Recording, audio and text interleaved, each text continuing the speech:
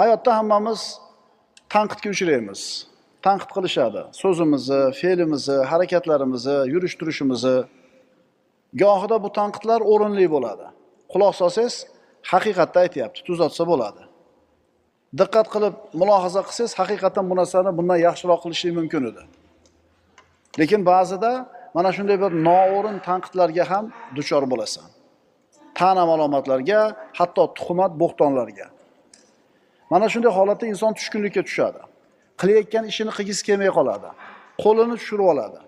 Hafsalasi pir bo'lib ketadi. Xo'p, mo'min odam mana shunday bir noo'rin tanqidlarga, nohaq tanqidlarga qanday munosabatda bo'lishligi kerak? Odamlarning ahmoqlari, tenteklari Xoliq subhanahu va taoloni, roziq bo'lgan haq taoloni so'kishdi. Yakka yagona bo'lgan Alloh taoloni haqorat qilishdi.